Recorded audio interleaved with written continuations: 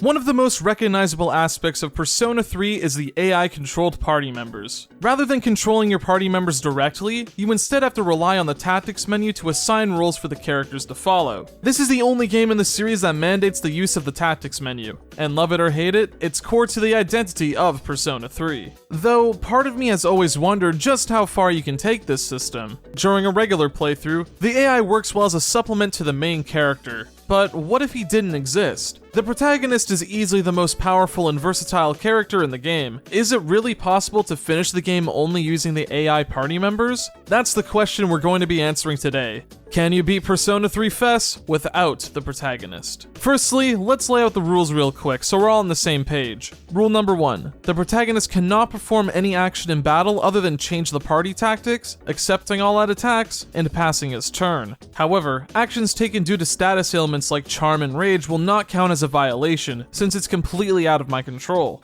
Rule number 2 is that I'm allowed to use items and change my persona outside of battle, but once I enter combat, I have to stick with what I have. This means that I can't revive any party members myself mid-battle, but I can get them back up once the battle is over. Obviously, this means that if all 3 party members bite it in a fight that I can't run away from, then that's a game over. Rule number 3 is that I'm allowed to use emulation speedup and save states. This is mostly to save time, since Persona 3 is a pretty long game. Obviously, I won't be save stating in the middle of fights, but I'll be plopping one down just before a boss to save me the walk back. And the final rule is no New Game Plus. This is a run that has to be completed from a fresh save file, so I can't just cheat and give myself an invincible persona right off the bat. While this looks like a lot to ask for, I've got a pretty good feeling about this. I've done a few playthroughs of Persona 3 at this point, and I'd like to think that I'm pretty decent at the game. So you know what? I'm feeling pretty confident about this, and I bet that everything is going to go smoothly.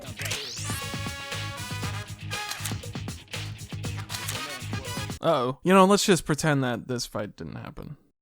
While exploring the depths of Tartarus without a full party is going to be dangerous, it pales in comparison to the potential dangers we face on a daily basis online. This is why I'd like to thank Surfshark for sponsoring today's video. We live in an age where pretty much everything we do is online, ranging from recreational activities such as playing games and watching movies to managing personal business. Because of this, internet protection and cybersecurity is more important than ever, and thankfully, Surfshark has got your back. A VPN, or virtual private network, is an essential added layer of internet privacy. By using Surfshark VPN, you'll be able to encrypt your personal data to make you an anonymous and hard-to-track user, and it can even mask your IP address. This allows you to view streaming content only available in other countries, and will help prevent you from getting DDoSed and kicked from an online game. You can even use it to circumvent data throttling, which causes your games to download slower than usual. One of my favorite aspects of Surfshark VPN is its clean and easy-to-use interface. All you need to do is open the app on any number of your devices, click connect,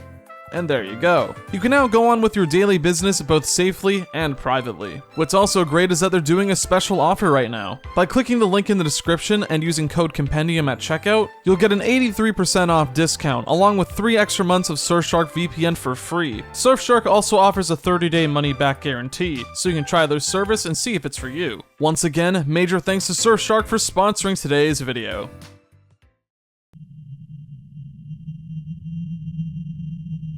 The opening hours play out like normal. We sign the contract, experience the dark hour, awaken to our persona, and are not so subtly pressured into joining seas. A few days later, we make our first trip to Tartarus with Junpei and Yukari, and the challenge officially begins. At the start of the game, you only have access to a handful of tactics. Act freely, heal and support, and assign target. This isn't a whole lot to work with, and while we do gradually unlock more, currently our options are pretty limited. In no time at all, we managed to clear out the tutorial area, and the next day, we're able to pick and choose what we spend our time on. The first full moon boss happens on May 9th, so until then, I'm going to be spending the majority of my time preparing for that fight. Social links are going to be pretty important for this playthrough. While we won't be able to use the personas in battle, the extra experience we gain from fusion and the ultimate personas are going to help out a ton with minimizing damage taken. During the daytime, I start the Magician social link with Kenji, the Hierophant social link with the old couple, and the Hermit social link with Maya. I also start the Chariot social link with Kazushi. While I usually join the track and field team since I think it makes the most amount of sense, I decided to go with the Kendo Club. And after ranking it up enough, we unlock the Strength social link with Yuko. During the nighttime, I visit Tartarus whenever I can, since I'm going to need to be at least level 8 for the first full moon boss. What sucks is that at the start of the game, our characters get tired almost immediately, so we won't be able to spend too much time grinding in one session. My strategy for most random encounters is to leave Yukari on act freely and set Junpei to assign target, carefully using the rush command to force him to use melee attacks. Unless he can hit someone with Agi, I want him to use his persona as infrequently as possible. Since cleave drains his HP, I'd rather not blow through Yukari's SP or my items too quickly. Eventually, we're able to make it to the first Tartarus Guardian. Instead of fighting it right away, I decide to head back for the night to get some new equipment. We're gonna be save scumming here a bit. The armor you can buy in shops come with random bonus effects. This can range from giving you extra HP, SP, or most importantly to us, slight elemental resistances. With this armor, we'll be able to effectively override a party member's weakness, so they won't get knocked down when hit by it. It's also going to be useful for the protagonist, so we can cover the weakness of whatever persona he has equipped. I'm using save states to speed up the process, but I'm always making sure to buy the same number of items each time to balance it out. After a few resets, we managed to snag ourselves a resist wind for Junpei. I also make sure to come back on a different day to fish for some resist fire armor, which is gonna be important later on. With our new equipment, we head back to Tartarus and fight the first Guardian. Something that's important to remember, even on a casual playthrough, is to scan every enemy you come across. This includes bosses. While it doesn't show the player the information, scanning an enemy always reveals its information to the AI. This allows them to make smarter decisions in combat and will save you a hell of a lot of trouble. For this fight, I leave Yukari on act freely so she can knock down every enemy to give us an all-out attack. Junpei, on the other hand, is going to whittle away a single enemy until it's defeated. And since he's got armor to cover his weakness to wind, I let him use his physical skills. After a few turns, this fight finishes without any issues. We make our way up to the next checkpoint, and instead of immediately fighting the boss, I decide to save it until we get Akihiko so we can take advantage of their weakness. For now, I want to spend the rest of my nights preparing for the full moon boss. To speed up grinding, I leave Junpei at the Tartarus entrance and pick up any wand cards that I come across. After a few nights of one-on-one time with Yukari, I eventually reach level 8, and I immediately fuse Jack Frost. The priestess boss uses ice magic, so this little guy is going to keep the protagonist safe. The full moon comes a few days later, and the group heads towards the train station. Before we can fight the boss, we're forced into a couple of encounters where we don't have Junpei, though Yukari is capable enough to wipe out the group with ease. Once we reunite with Junpei, we make our way to the conductor's car and face the first boss. There are a few gimmicks to keep track of for this fight. Not only does the Priestess Shadow summon allies to help and heal her, but this fight also has a 7-minute time limit. While this usually isn't an issue on a regular playthrough, since I'm down a man and can't exploit weaknesses, we're gonna need to get creative. When the fight starts, I focus on dealing as much damage to the main boss as possible, but once she summons her minions, I change my strategy up a bit. Instead of killing both minions, I decide to focus my attention on the right one, since it has the ability to heal the boss. Normally, the Priestess Shadow would spend her turn summoning a new minion in its place, though strangely enough, this never happened, and she instead used her turns attacking us. I spend most of the fight on assigned target to deal as much damage as possible, only switching Yukari to heal and support if someone was close to dying. Rinse and repeat until the boss is dead. Honestly, I was a bit surprised to see how smoothly this went. While I wasn't expecting this to be a run killer, I honestly thought it would give me a lot more trouble than it did. After the first full moon operation, we can start using Akihiko in battle, but before he fully joins, we have to do our midterm exams. We managed to get a pretty decent score thanks to all of our studying, and shamelessly looking up the answers online. Now that Akihiko is in our party, the second block of Tartarus opens up, so I decide to dedicate my night to catching up a bit. With Akihiko by our side, we manage to sweep through the remainder of Block 1 without any issues. Akihiko practically solos the dancing hands, and he and Yukari take care of the rampage drive with no issues. The random encounters for the second block of Tartarus play out the same as the first, and in all honesty, it's gonna follow a similar trend for the rest of the run. Whenever I come across a random encounter that I don't have the weakness for, then I just run away. If I do have the weakness, then I let everyone do their thing. There isn't really much else for me to say other than that, so going forward, I won't be talking about random fights. It doesn't take us too long to reach floor 25, which hosts the next Guardian fight. However, I'm gonna wait until we get Mitsuru before we fight them, which will be pretty soon. Until then, I spend the following days ranking up my social links and improving my social stats, and before we know it, the next full moon comes around. We start off this section separated from our party members, but thankfully we can run away from any encounters we come across. It doesn't take too long for us to find Akihiko and Junpei, and once we're reunited, we start the next boss. This fight has a pretty interesting gimmick. The two shadows can either be weak to physical attacks or magic attacks, and they have a skill that allows them to change their affinity around. During a normal playthrough, this fight is a complete joke, but for some reason, I got stuck on here for a good while. Either I was underleveled or was just getting very unlucky, since whenever these guys went for Swift Strike, it was basically an instant game over. In fact, I would usually reset if any of my party members died too early on.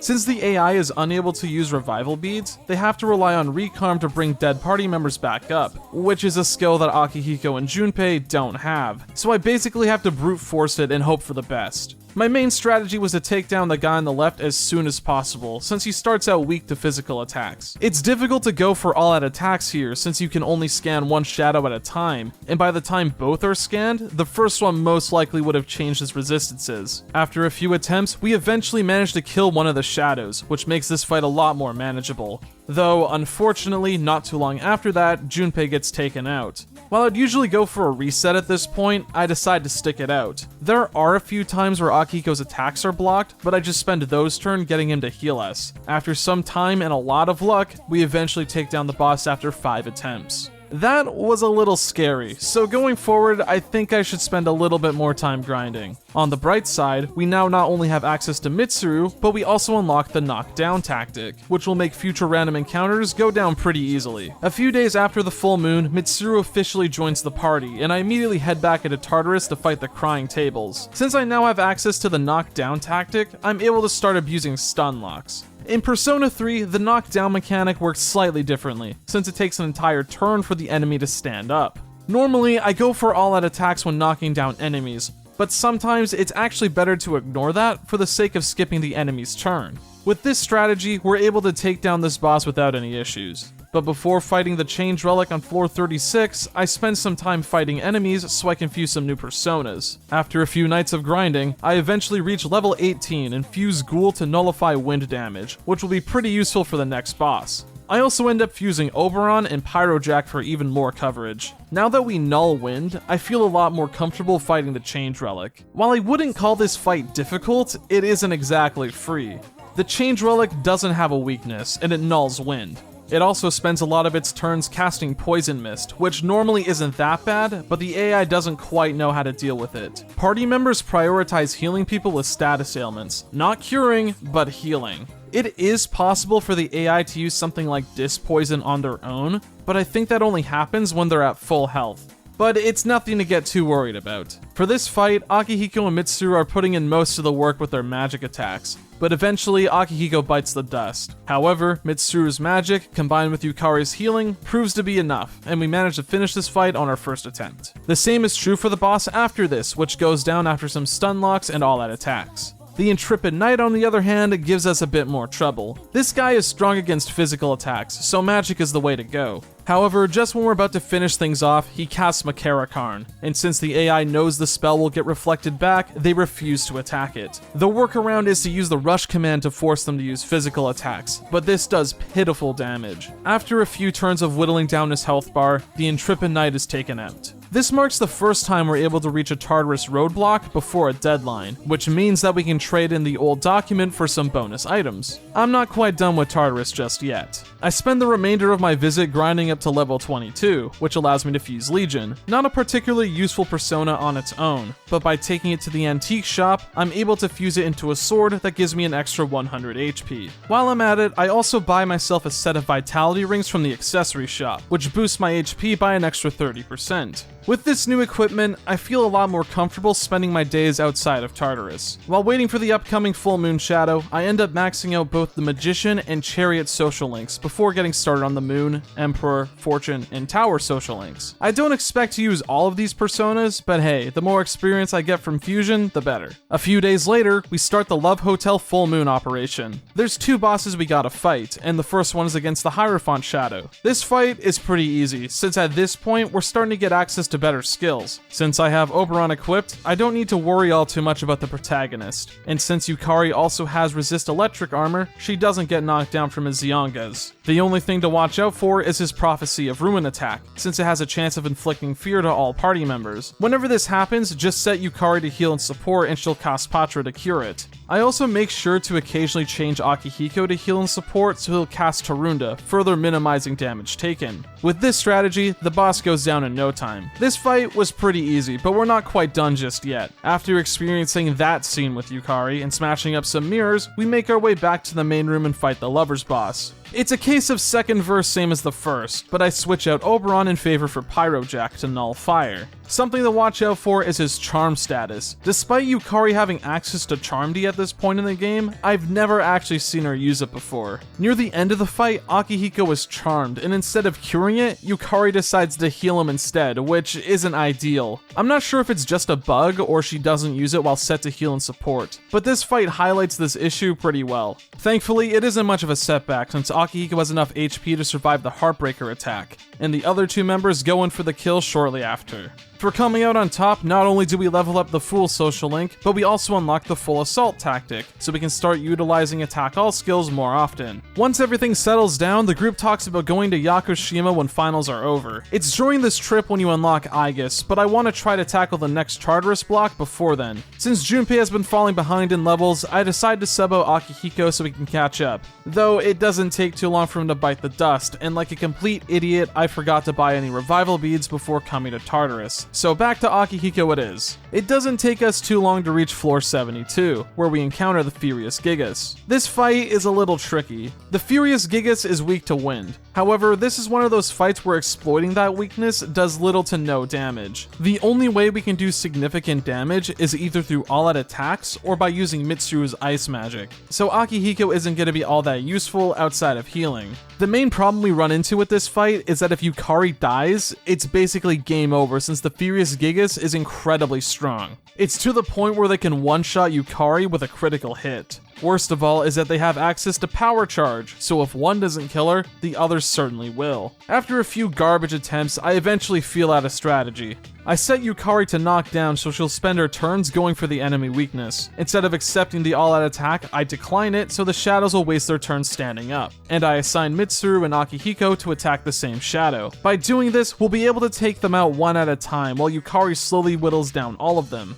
While this strategy works, it's not without its flaws, since if Yukari misses, we open ourselves up to damage. Akihiko dies fairly early on, but thankfully, we're lucky enough to have this work out until there's only one remaining. At this point, I feel a bit more confident and start accepting all-out attacks. A few turns later, and the last one is defeated. Since I wasn't able to revive Junpei and Akihiko, they leave once I go back to the first floor. I don't really feel like exploring Tartarus without a full party, so I decide to call it quits for now. The following day, we take a trip to Yakushima, during which we learn more about the Dark Hour, hit on some girls, spend some quality time with Yukari, and most importantly to us, we unlock Aegis as a party member. While I won't be getting a whole lot of use out of Aegis right now, she's gonna be pretty good during the endgame. Once we get back from the trip, I immediately head into Tartarus to clean out the rest of the block. On floor 85, we fight our next boss, the Fanatic Tower. This fight isn't all that hard, but it's a little annoying. Aside from Strike and Wind, the Fanatic Tower either repels or is strong against attacks. This means that Mitsuru isn't going to be all that useful in this fight aside from healing. Yukari and Akihiko are able to deal damage, but it isn't a whole lot. The only thing you really need to worry about is his Mind Charge Zionga, since that can deal a lot of damage, so try to keep up Akihiko's Tarunda. While there are some close calls near the end of the fight, we manage to beat it first try. After this boss, we reach the next roadblock with just over 2 weeks to spare.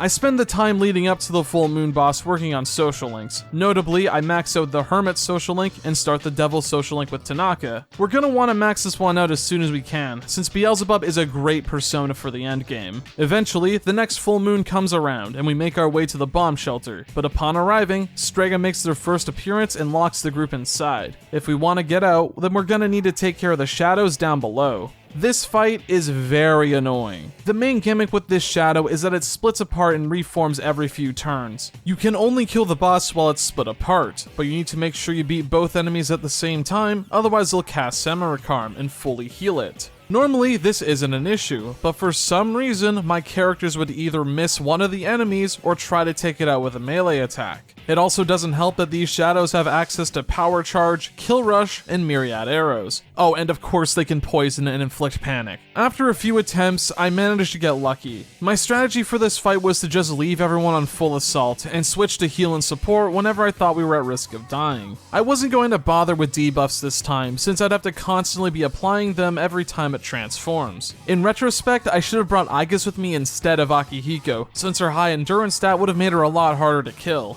Eventually, we managed to get the enemy down to low health. Mitsuru finishes off the Chariot Shadow, then Akihiko, like a goddamn idiot, misses the Justice Shadow, so it casts Marin Karin. I almost pulled out my own evoker when this happened, if you know what I mean, but instead of resetting, I decided to stick it out. Thankfully, after killing the first one, Yukari is able to put the second one down with her sharpshooting. That was really annoying. On the bright side, after this we unlocked Koromaru, who's going to be replacing Junpei as our main fire damage dealer. That night, I head back to Tartarus since the roadblock is cleared. I make it to the floor 98 boss without any issues, and equip Yamata no Orochi to null ice damage. The magical Magus aren't anything to write home about. They're weak to fire, so you can just use the same stun lock strategy that I talked about earlier. Though, I got a little too confident and they managed to take out 2 of my party members. Thankfully, since Mitsuru is strong against ice, she can solo this fight with just her basic attack. The boss after that, on the other hand, was a little bit tricky. The natural dancer is able to use Magarudyne, which does a crazy amount of damage to Akihiko and Mitsuru, even with debuffs. It nulls wind and is strong against electric, though it does have a neutral affinity to ice, so Mitsuru can still do her job. Yukari and Akihiko are mostly going to stay on heal and support, but I'll occasionally let Akihiko auto-attack if our HP is good. The first few attempts don't go too well. About halfway through the fight, the natural dancer hits almost everyone with Sexy Dance, so my party ends up healing it to almost full before dying to Hama skills. On our second attempt, almost everyone is hit with Charm immediately, so I say fuck it and just reset. Though the third time is when everything starts going my way. He stops going for Magarudyne as much, and instead focuses on individual party members, which is good for me since I null wind and Yukari can heal everyone else. It does get a bit shaky halfway through, but eventually we get back on our feet and manage to take him down after only 3 attempts. In no time at all, we managed to make it to the end of the third block and grab the old document.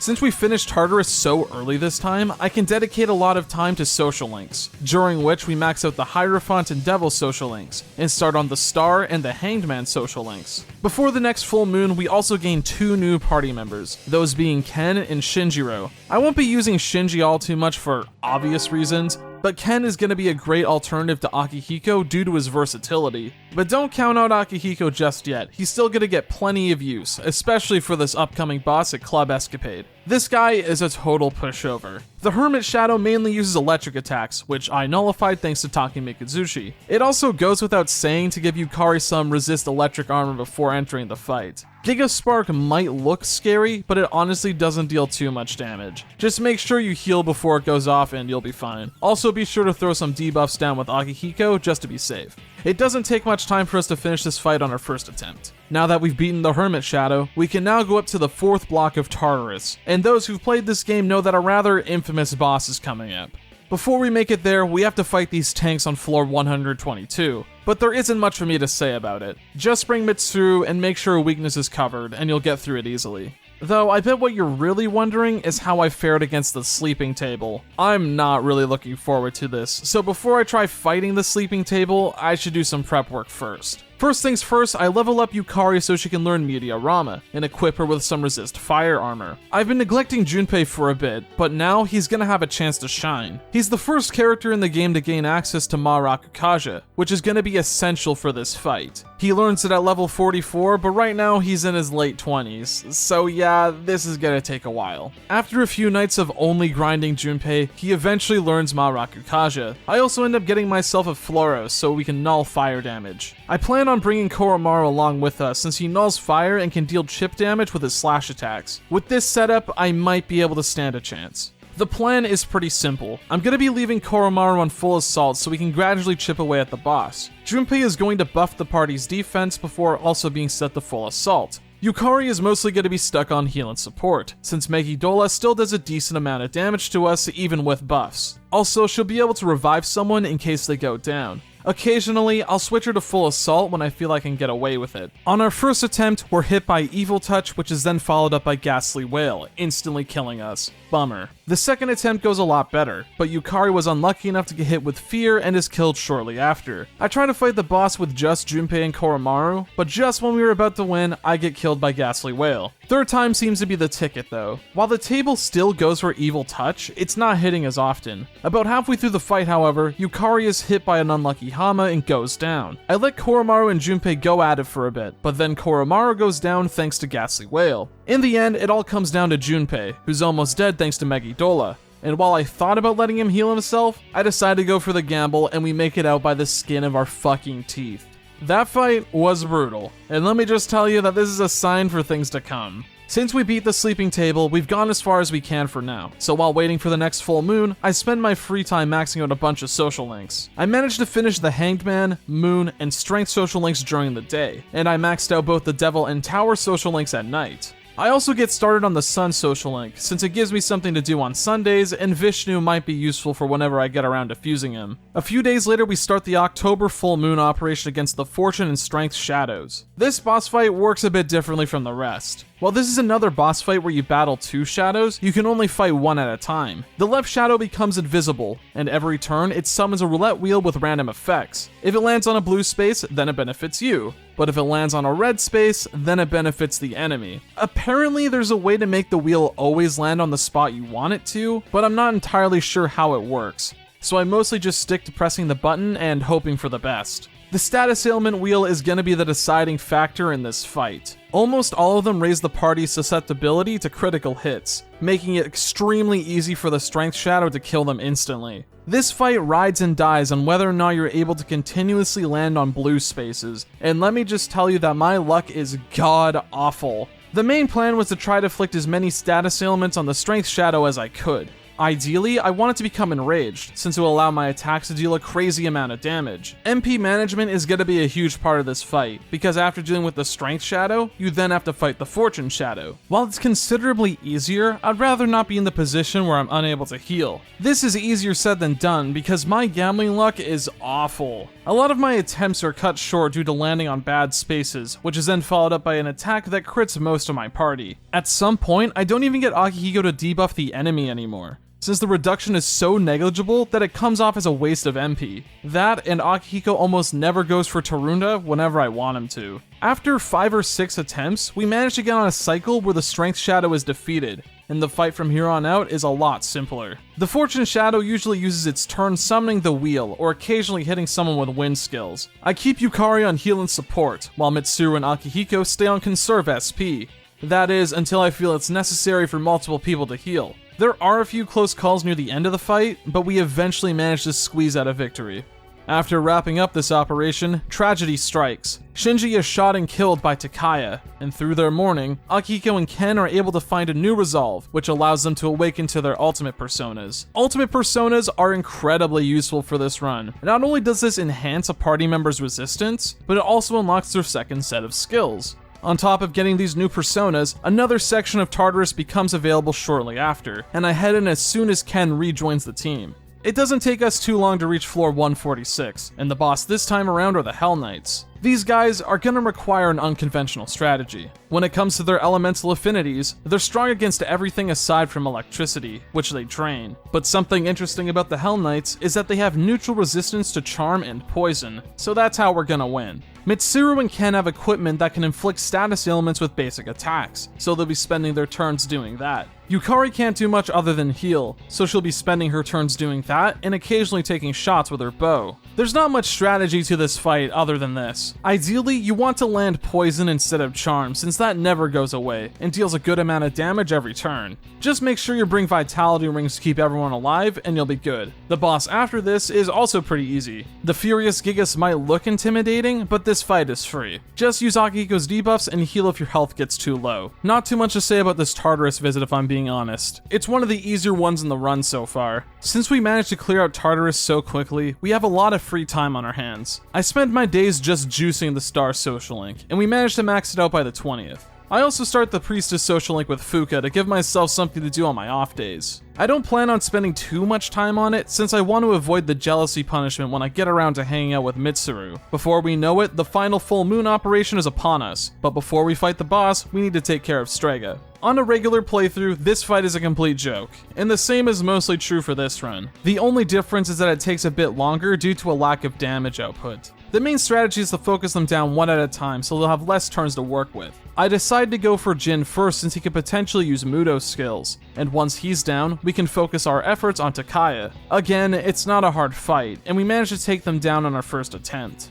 The fight after this, on the other hand, is a completely different story. The main gimmick with the Hanged Man Shadow is that you have to take care of its minions before you can deal damage to the boss itself. It's another one of those fights where the limitations of the tactics menu rears its ugly head. Because we only have one turn where we're able to adjust our tactics, on-the-fly decision making is out of the question. I either need to accurately predict upcoming moves, or just leave everyone on set tactics and hope for the best. Though that's not even the best idea since SP management plays a huge part in this fight. While I could give everyone magic rings to increase their max SP, one lucky Akasha arts can send us all packing. After multiple attempts of experimenting and planning, I eventually come up with a new strategy. Whenever the Hanged Man Shadow isn't on the field, I set everyone to conserve SP. The AI naturally targets the proper enemies during this phase, so we can take them down without wasting any SP. Once the Hangman has fallen down, I switch most of my party to assigned target, so we can focus on dealing as much damage to the boss as possible.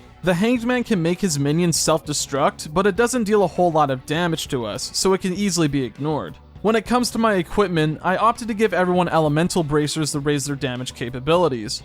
I find this to be overall better than the magic rings, since the damage boost is substantial enough to make up for that. Because of this, Yukari spends most of the fight on heal and support, since I don't want to be caught off guard with Akasha arts. There are a lot of times where we almost die, and Mitsuru even goes down halfway through the fight, but is thankfully revived by Yukari. By following this pattern and praying to the RNG gods, 10 attempts later, Mitsuru is just barely able to finish the boss off with a physical attack. Holy shit, that was something. But thankfully, by defeating the last full moon shadow, the dark hour should be coming to an end. This calls for a celebration. Though, the festivities are cut short because as it turns out, Ikutsuki lied, and by defeating the shadows, we've actually doomed the planet instead.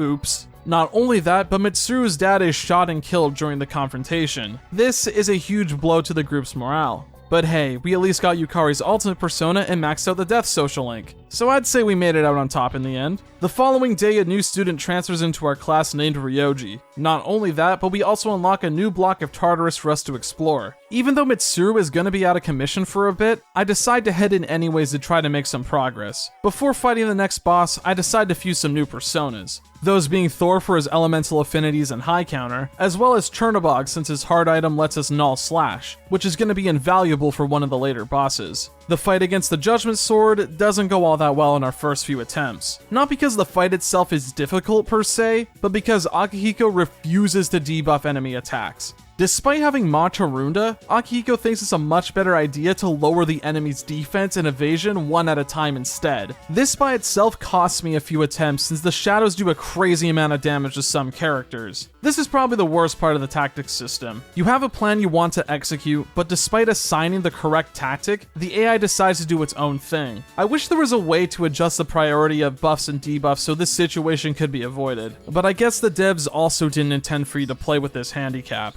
Yukari is going to be our main damage dealer this time around, since the boss has a neutral affinity to wind. While she's attacking, Ken is going to be my primary healer, with Akihiko acting as a backup. This strategy does take a few attempts, but with a bit of luck, we managed to make it through. Before fighting the next boss, I grind up my Chernobog to the point where he's just about to produce his hard item. I then use the Compendium trick to get multiple copies of the item, enough to cover my whole party. I also end up fusing Siegfried, who I turn into a new sword for the Protagonist, one that still provides us with the bonus 100 HP, but doesn't lower the power of our all-out attacks. Once Mitsuru rejoins the party, I come back to Tartarus to face the next two bosses. The Stasis Giant was trivialized thanks to our null slash accessories, and we beat it on our first attempt. The Phantom King was also pretty easy. Since Ken nulls light, there wasn't much for us to worry about other than his mind-charged Megiddos, which he didn't even go for all too much. A few turns later and the Phantom King is defeated. While I do make it to the next checkpoint, I'm not in the condition to challenge the upcoming boss, so I decide to call it quits for now and come back after the Kyoto trip, during which Mitsuru awakens to her ultimate persona. Once back from the trip, I head into Tartarus as soon as we can to fight the Royal Dancers. The fight itself isn't very challenging, but the ailments can be very annoying. I lost the first attempt because of the charm status, but the second attempt went a lot smoother. This is one of the rare cases where being poisoned is actually beneficial. You can't overwrite ailments once they're applied, so by being poisoned, it prevented my party from being charmed by the enemy. Just make sure you heal when you're at low health and you'll be golden.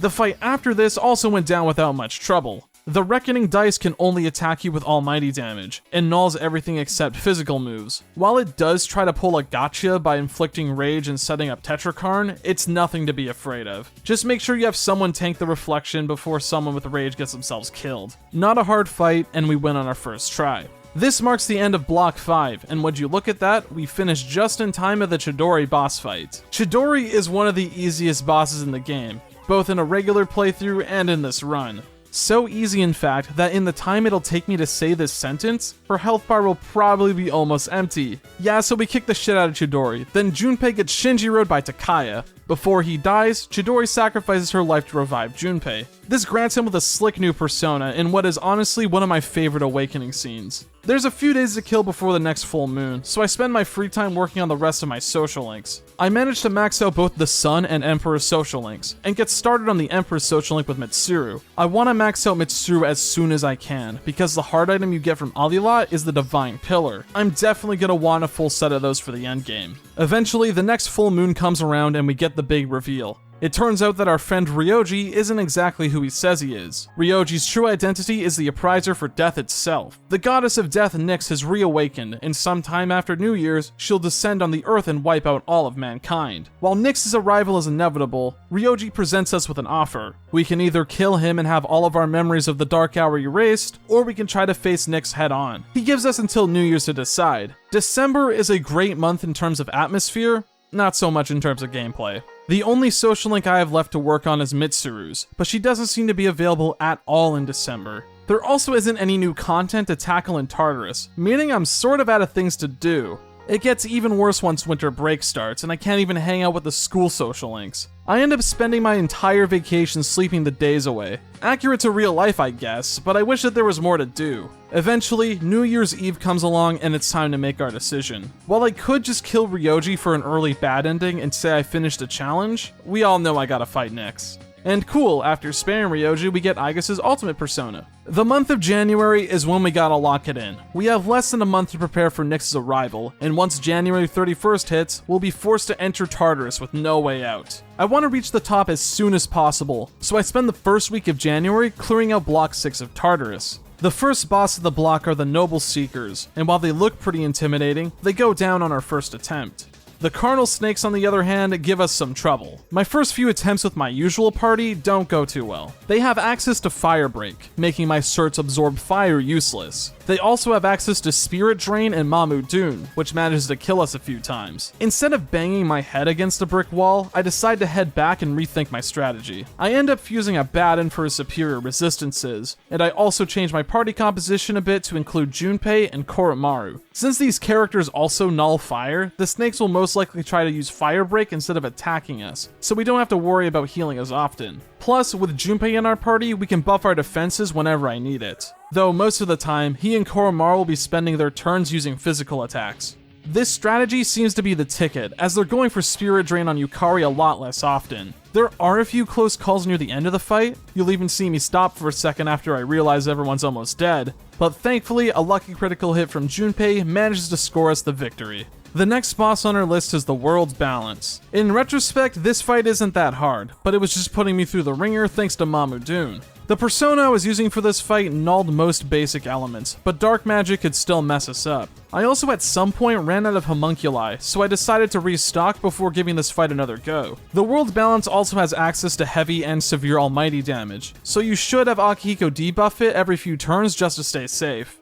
I also kept Yukari on heal and support the entire fight, while Mitsuru was my designated damage dealer. With this new strategy in place, we were just barely able to squeeze out a victory. With the defeat of the World Balance, there are only 2 more Guardians left. and to be honest, they aren't very challenging. The fierce Cyclops spends most of its time spamming Vorpal Blade, which does no damage thanks to our null/accessories. The only other attack to be cautious of is Last Resort, since it takes off about half of our HP, but aside from that, we finish the fight on our first attempt. The final Guardian is the Juton of Grief. This fight is pretty interesting since it absorbs all damage except for Pierce. I replace Akihiko and Mitsuru with Ken and Aigis respectively. I also change my weapon from the two-handed sword I've been using to a spear. You'll see why in a second. For this fight, I keep Yukari set to heal and support, while the other two are set to full assault. I also spend most of my turns using the rush command to force auto attacks, only relenting if our health gets too low. At some point during the fight, the Jotun of Grief casts Stagnant Air, which is then followed up by Infuriate.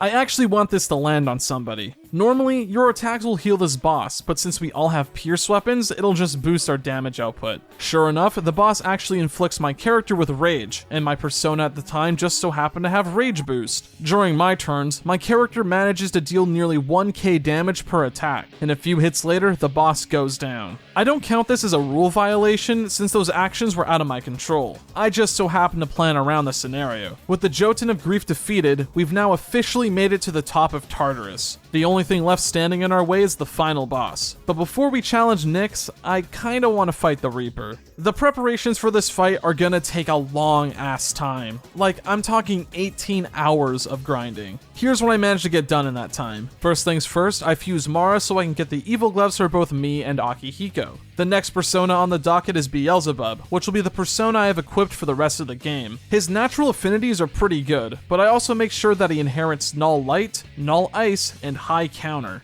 Since Beelzebub has a natural weakness to fire, I decide to equip some resist fire armor. While I could equip a blazing flame to null fire entirely, I want to save my accessory slot for a different item. Since I plan on sticking with Beelzebub for the rest of the game, I also use all of the stat boosting cards I've been hoarding to get his endurance up to max, and with the evil gloves, the rest of his stats are boosted further. I also fuse Vishnu so I can give Yukari a pretty decent bow. After all this preparation, I felt as though I was strong enough to take on the Reaper, only to be proven dead wrong. The Reaper in Persona 3 is his most difficult incarnation, and that has mostly to do with just how much damage he deals. We basically need to keep buffs and debuffs on at all time, and even then, Yukari still has to heal every turn. It's pretty clear to me that we're gonna run out of SP during this fight, but there is a solution to this. When Fuka gets her ultimate persona, she gains access to a new support ability called Oracle. You can use this move only once a day, and it has a chance of activating one of 5 effects. 2 of these effects restore the party's SP, which means there's a 40% chance of this skill working in my favor. And for this fight specifically, not getting the right effect may as well be a game over. I try fighting the Reaper a couple of times with my current equipment, and even if I get the right Oracle effect, the furthest I can get is about halfway through the fight. After multiple failed attempts, I decide to suck it up and change my strategy a bit. After a few hours of grinding, I level up Vishnu to the point where he produces the Chakra Ring. I also fuse Chi-Yu so Yukari can get her ultimate weapon. I spend the next few days ranking up Mitsuru's social link, and by January 26th, I managed to max it out. After doing so, I immediately head back to Tartarus and fuse Alilat, and grind it up until I get its heart item, the Divine Pillar, using the Compendium trick to get multiple copies to give to the rest of my party. With this new equipment, I decide to challenge the Reaper again. I guess I should go over my strategy real quick. The Reaper has pretty much every kind of skill you can think of in his arsenal, with the exclusion of buffs and debuffs. You should make sure that your party has some sort of resistance to their weakness, because if you're weak to something, there's a high chance that he'll use his turn exploiting it. However, the Reaper also has access to break skills, and sometimes he'll spend his turn using those rather than attacking. What I want is for the Reaper to use as many break skills on me as possible, while my party members gradually chip away at him with their auto attacks. I want to save as much SP as possible since healing and reviving are going to be more important than ever. I decide to bring Aigis along in this fight for extra healing and buffs. While I could bring Ken along instead since he also has access to Meteorohan, the issue is that he's weak to Dark, and I'd rather not have to deal with that. We don't deal a whole lot of damage with our physical attacks, but sometimes we do score some lucky critical hits for some all-out attacks. With our new equipment, we're managing far better than we did on our other attempts. About 2/3 of the way into the fight, we start to run low on SP. I try going for the Miracle Oracle, and it fails. I do try to stick it out for a little bit longer, but I eventually run into a different issue. The Reaper's Megadolion kills Yukari in one hit unless she's fully buffed. Because she's the best healer I've got, I decided to change her equipment one more time.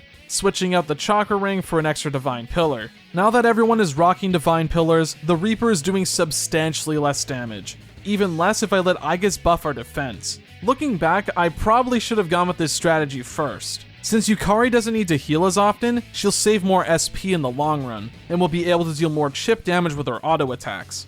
We're not quite in the clear just yet since this dickhead can still fuck us up with instant kill magic, but as long as either Aigis or Yukari don't die from the attack, someone can revive the other party members. The only other gate that we need to get past is the Lucky Oracle, but thankfully our goddess Fuka comes in clutch, and it works out in our favor.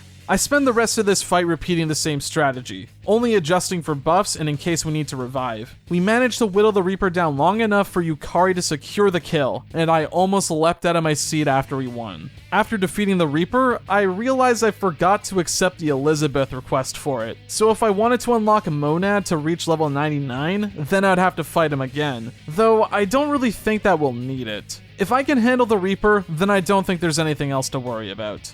In due time, January 31st comes around and we head into Tartarus one last time to make our stand against Nyx. However, on the way to the top, we run into Jin. This fight isn't much harder than the previous one. The only difference is that he has a lot more health than before. Since we all have divine pillars equipped, his attacks barely do any damage. The same applies for Takaya. A lot more health, not much damage. With Strega out of the way, the only thing left to do is take on the final boss. Nyx's avatar is a boss fight consisting of 13 different phases, each one of them boasting a new set of skills and resistances. Due to the length of this battle, SP management is going to be more important than ever. Thankfully, most of Nyx's forms have a neutral resistance against physical attacks. Almost all of my party members have their ultimate weapons, with the exception of Mitsuru because I was only one level off of being able to fuse Lucifer, but oh well.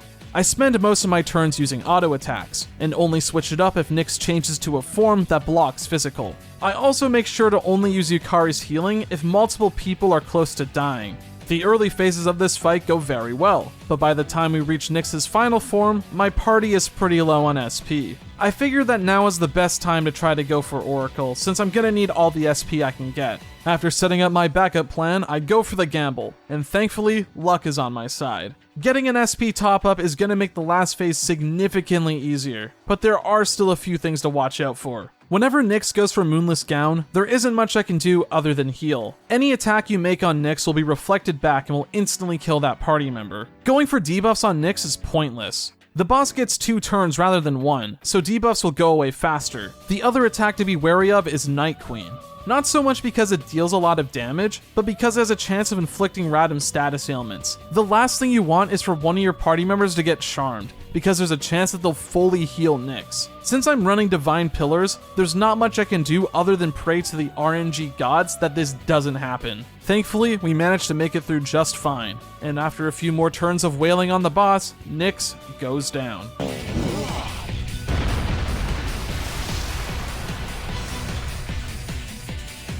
Despite our best effort, Nyx's avatar rises once again, and the fall commences. However, thanks to the bonds we made along the journey, we're able to summon an incredible power and confront Nyx's true form on our own. After spending a whole playthrough saving our energy, we're able to unleash our hidden potential and seal Nyx away, preventing the destruction of the world and erasing the Dark Hour. A few months go by and everyone has seemingly forgotten about the events of the game. That is, everyone except for Aigis. A few days later, she reminds us of the promise we made, and everyone slowly regains their memories as well. The protagonist and Aigis go to the school's rooftop and wait for the others to join, during which she thanks us for helping her find meaning in life. But just as everyone joins us, we suddenly feel very tired, and after closing our eyes, the screen fades to white.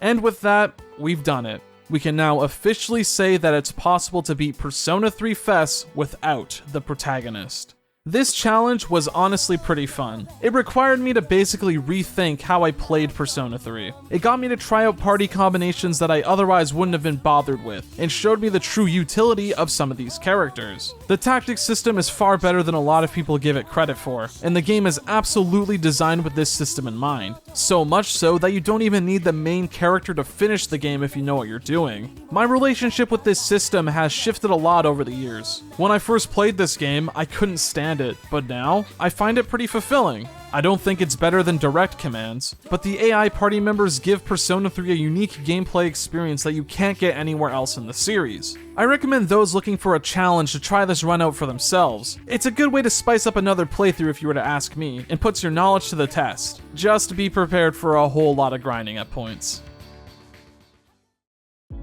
Hey everyone, thanks for watching. I'd like to give a special shout out to all of my channel supporters whose names are on screen now. It's because of these lovely people that I'm able to make videos at the pace I do currently. These videos take a while to make, so if you're at all interested in helping out and donating, you can do so through my Patreon or channel memberships. I have a few things I can offer in return, such as early video access, a special Discord role, and even some behind the scenes content on occasion. Every donation helps, and if the rewards I mentioned sound interesting to you, then you can find out more by following the links in the description. I don't think I say this enough, but even if you aren't a patron or member, just watching the videos is plenty of support already. I don't want to create this weird separation in my audience where I make it seem like I only care about the direct financial support, because that simply isn't the case. Just by having this consistent viewership, I'm able to attract sponsors like Surfshark to help keep me financially secure. And since YouTube is always updating and changing its TOS, it's kind of more important than ever right now. Seriously, I can't thank you all enough for allowing me to turn this channel into my job. I couldn't have done it without your support.